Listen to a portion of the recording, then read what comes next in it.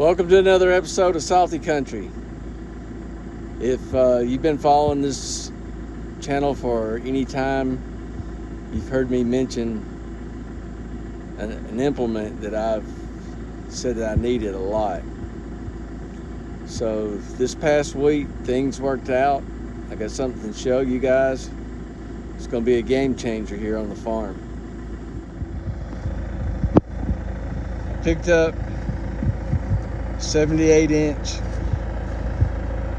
grapple at an auction this week, and this thing is nice. Just got it hooked up, got the hoses hooked up for the first time. I'm going to get out here and test it this evening. Not going to really do a lot other than just make sure it functions properly. Since I've had the Bobcat, I haven't hooked anything to my auxiliary hydraulics, so just going to make sure that everything's functioning properly with that. And then we'll have some footage of me getting these burn piles stacked and staged like I want them.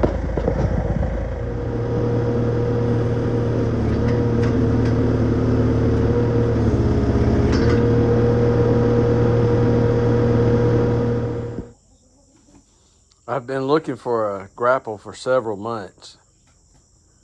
These things are kind of all over the place. Some of them are built better than others, and so the quality and the price is a little cheaper. But for this type grapple, I was seeing numbers from $2,700 to $3,700.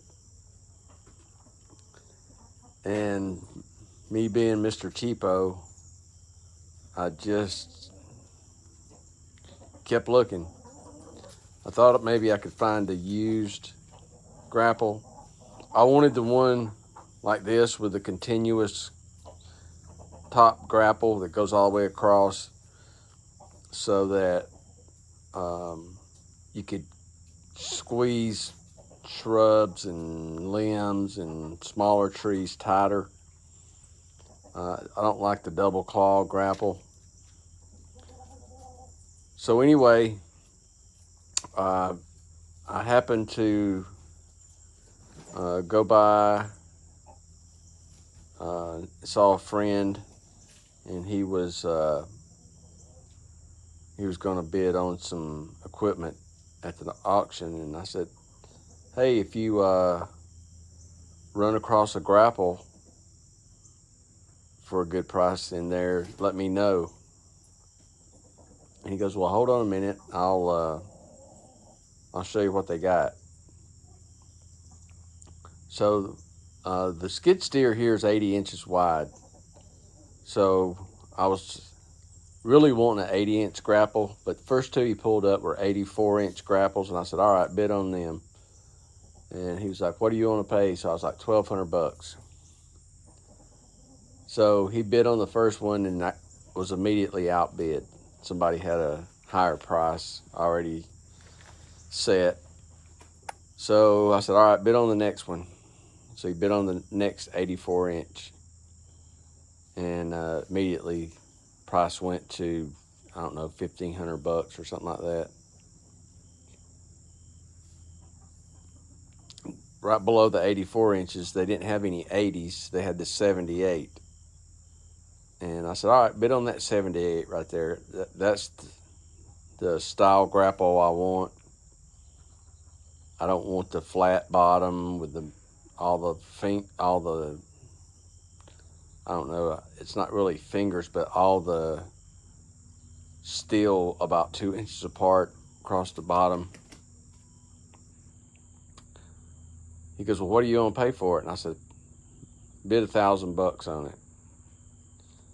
So he bid $1,000 on this thing, and I was a high bid at $600 or something like that. I was like, all right. So I went about my business with work, and I was actually out of town on another project, and around lunch, he texted me and said, "Hey man, you bought a grapple." I was really, really surprised that I won this thing for $1,000. But yeah, I got this thing exactly for $1,000. Now it cost me $177 for the fees and all that stuff from the auction. So for under $1,200, 78-inch heavy-duty grapple, it's a good deal.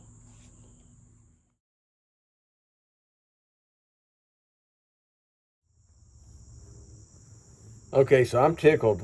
I've never used the ox hydraulics on the Bobcat. Hooked up the grapple. Had to figure out what buttons and this and that I had to push, but turned on my variable flow hydraulics and my right thumb switch on my right joystick opens and closes it like a champ. So anyway, I'm excited. I feel like Santa Claus come early this year. This is a really, really good deal. They have these auctions. I actually, just so everyone knows, I bought this off of the online auction. It was the Ritchie Brothers. I think it's called, I'll think of it here in a minute. But anyway, it's sponsored by Ritchie Brothers. And they do these online auctions from all these different locations all over the United States. Usually several times a month. So,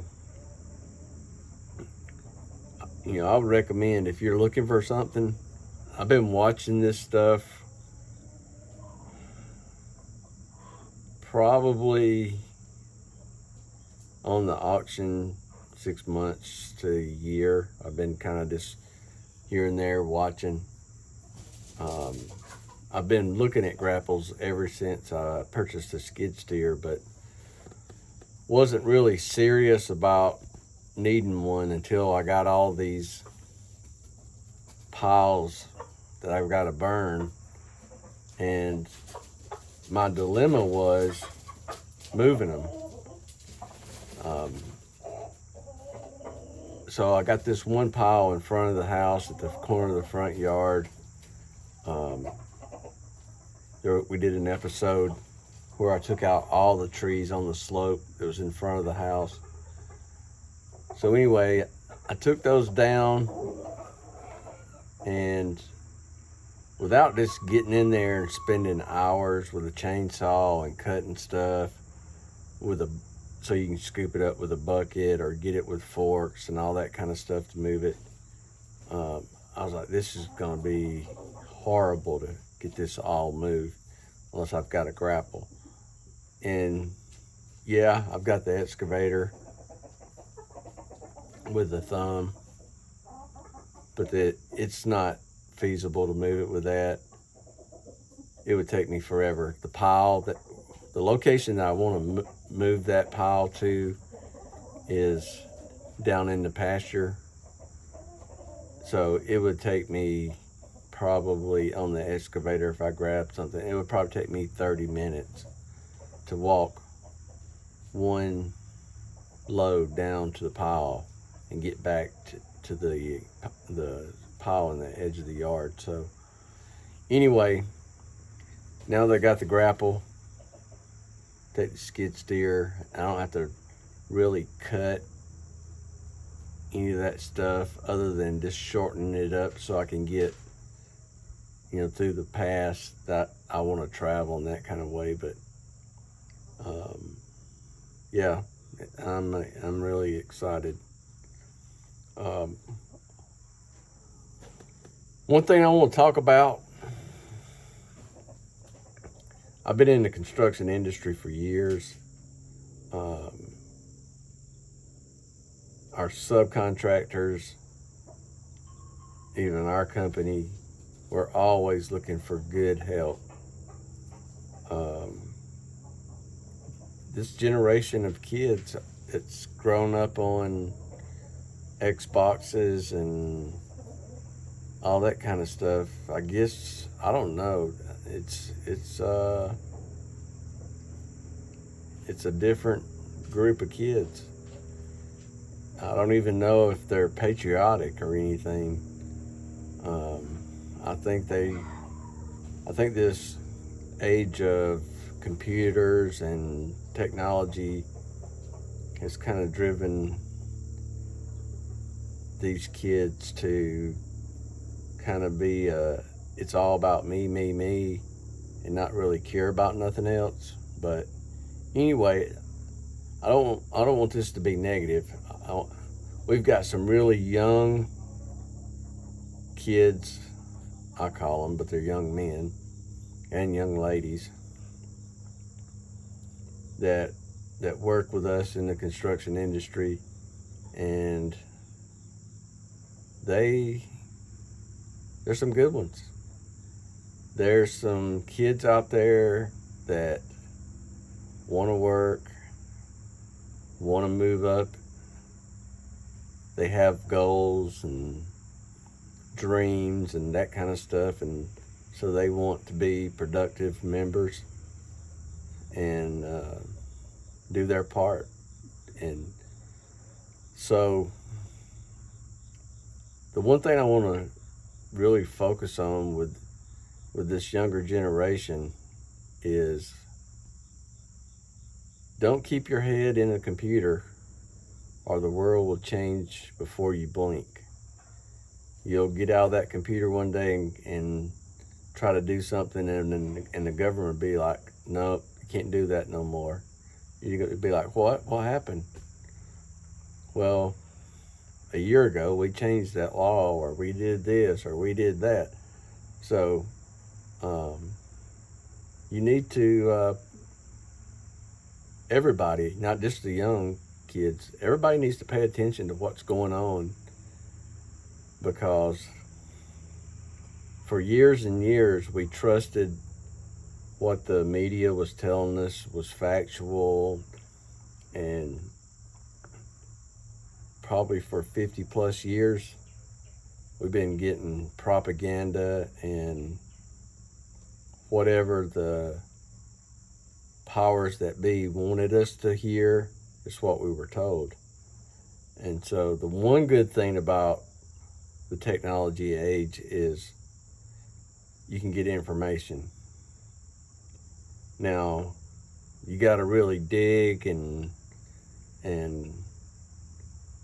have halfway decent judgment to know what is real and what's fake. And now they got this new AI stuff coming out, and they said that it's going to be almost impossible to know if it's really a video or if it's a computer generated AI video. And they can take your image and make a video, all this kind of stuff. So I think it's going to be really bad for the world, this AI. I know somebody that, I don't know if I would say I respect him, but I'm just watching him from afar. He's a very talented person, Elon Musk. He's a smart man. He didn't get to where he's at now. People want to say, oh, he got this government credit, or he got this or that. He didn't get to where he's at without a lot of drive, a lot of hard work, and just being really focused on what he wanted to accomplish in life. So anyway, he says that it's one of the most dangerous things that we face right now. And I kind of tend to agree. I mean, we haven't really seen the true effects of AI yet. We're starting to just see the beginnings of it. But anyway, out on the farm, out here working on a piece of equipment, I love it because I'm not seeing any kind of garbage from social media or any of that kind of stuff. And so it's, to me, it's freedom, being out accomplishing what you want to accomplish and not seeing all this negative garbage. But anyway, to follow up on what I was saying, you know, if you're a young kid, well, the one thing I'm going to tell you is dream big. Don't set your goal too low.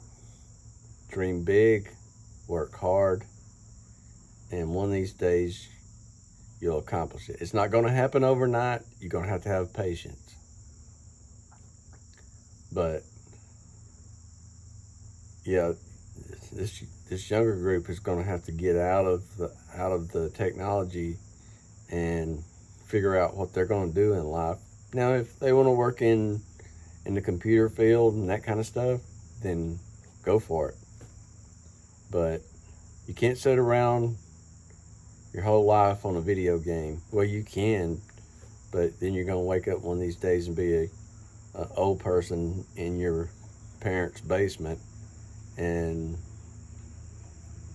life's going to be just like a blink and you're gone. So make an impact. So anyway, I know this is kind of dragging out. I want to thank everyone for watching. Maybe tomorrow we'll tackle this pile behind me up here by the excavator and start chipping away at it with the grapple. But thanks for watching. Remember, if you like our content, subscribe, share it with your friends. We'll see you on the next one. By the way, the site, govplanet.com, they auction off military surplus and equipment. So check out GovPlanet, and I think you can also go to RichieBrothers.com.